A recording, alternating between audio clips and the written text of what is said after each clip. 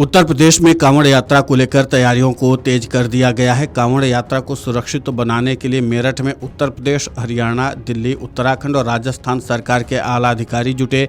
बैठक के दौरान कांवड़ यात्रा के सफल और सुरक्षित बनाने पर विशेष जोर दिया गया। कांवड़ रूट पर तैयारियों को लेकर राज्यों ने अपने अपने प्रेजेंटेशन दिए। करीब 3 घंटे तक अधिकारियों की बैठक चली।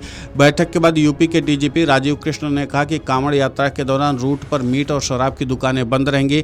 कांवड़ रूट पर हेलीकॉप्टर, ड्रोन और सीसीटीवी से नजर रखी जाएगी। कांवड़ यात्रा के दौरान शहरी क्षेत्र में भारी वाहनों के प्रवेश पर रोक रहेगी। वहीं एक लेन कांवड़ियों के लिए रिजर्व रहेंगे, दूसरे लेन में छोटे वाहन चलेंगे। डीजीपी ने कहा कि कांवड़ यात्रा के दौरान सुरक्षा व्यवस्था को चाक चौबंद रखा जाएगा। हर राज्य की सीमा पर विशेष सुरक्षा रहेगी। डॉग स्क्वाड, वम निरोधक दस्ता, आईबी, खुफिया विभाग और एलआईओ की टीम को भी एक्टिव रखा जाएगा। इस वर्ष कांवड़ यात्रा 30 जुलाई से शुरू हो रही है। 11 अगस्त को शिवरात्रि पर लाखों शिवभक्त कांवड़ी भगवान शिव का जलाभिषेक करेंगे। यूपी, हरियाणा, दिल्ली से कांवड़ी हरिद्वार पहुंचेंगे। हरिद्वार और गोमुख से जल उठाएंगे। ऐसे में सुरक्षा को पुख्ता रखने पर जोर दिया गया है। पूरी सुरक्षा व्यवस्था को लेकर के उत्तर प्रदेश के डीजीपी राजीव कृष्ण ने और क्या कुछ कहा है, आप खुद सुनिए उन्हीं की जुबानी। जैसा कि आपको मालूम है कि बहुत शीघ्र कांवड़ मार्च शुरू हो रहा है और जो हमारे कांवड़िए हैं उन्होंने ऑलरेडी जल लेकर के अपना मूवमेंट शुरू किया है, अपनी यात्रा शुरू की है। आज मेरठ में मुख्य सचिव साहब और मेरे द्वारा मेरठ जोन के सभी जिलों के साथ, आगरा जोन के सभी जिलों के साथ, बरेली जोन के सभी जिलों के साथ, उत्तराखंड के वरिष्ठ अधिकारियों के साथ, हरियाणा के, दिल्ली के और राजस्थान के वरिष्ठ अधिकारियों के साथ इस बारे में समन्वय बैठक की गई, जिसमें सभी अलग अलग प्रदेश के जो कांवड़िए यहाँ पर आते हैं, हरिद्वार तक जाते हैं, वहाँ से जल लेते हैं और जल लेकर के अपने अपने गंतव्य स्थानों पर जाते हैं, तो उनके लिए क्या समन्वय की व्यवस्था हो, जिससे कि इस धार्मिक यात्रा में कोई असुविधा ना हो और साथ ही साथ जो नागरिक हैं हमारे, उन नागरिकों को भी कोई असुविधा ना हो। इस बारे में विस्तृत विचार विमर्श किया गया। जो आवश्यक दिशा निर्देश थे वो दिए गए।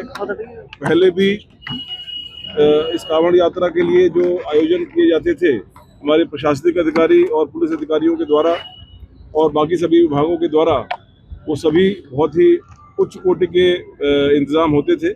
आगे भी वैसे ही रहेगा और लगातार समन्वय, लगातार संवाद और लगातार इस प्रकार की व्यवस्था रहे कि सभी जितने भी स्टेक होल्डर्स हैं उन सभी को एक सुरक्षित माहौल में, एक सौहार्दपूर्ण माहौल में ये यात्रा सबकी सफल हो, ऐसी मेरी ईश्वर से भी कामना है और यही हम लोग की व्यवस्था भी है। सर, आपके द्वारा डीजीपी साहब, राष्ट्र विरोधी तत्वों के लिहाज से कोई चुनौती तो नहीं है कांवड़ यात्रा को लेकर? पुलिस हमेशा सतर्क रहती है।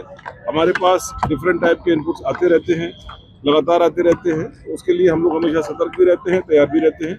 अभी कोई ऐसा विशिष्ट इनपुट इस तरह का नहीं है। वहीं मेरठ के मंडल सभागार में आयोजित बैठक में मुख्य सचिव एसपी गोयल ने कांवड़ियों के लिए तैयार होने वाले शिविरों को तय मानक पर निर्मित करने का निर्देश दिया।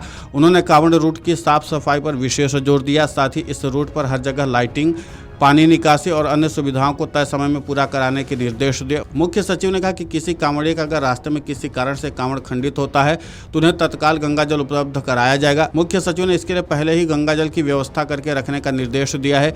इसके लिए प्रशासन के स्तर पर टीमें हरिद्वार से गंगा जल मंगा कर रखेंगी। कांवड़ सेवा शिविर में भोजन की गुणवत्ता की नियमित जाँच होगी। उन्होंने कहा कि कांवड़ उठाने की जगहों, स्नान घाटों, प्रमुख मंदिरों, जलाभिषेक स्थलों पर सुरक्षा, भीड़ प्रबंधन, स्वच्छता और मेडिकल सुविधाएं बेहतर होनी चाहिए। Video desk amarujala.com।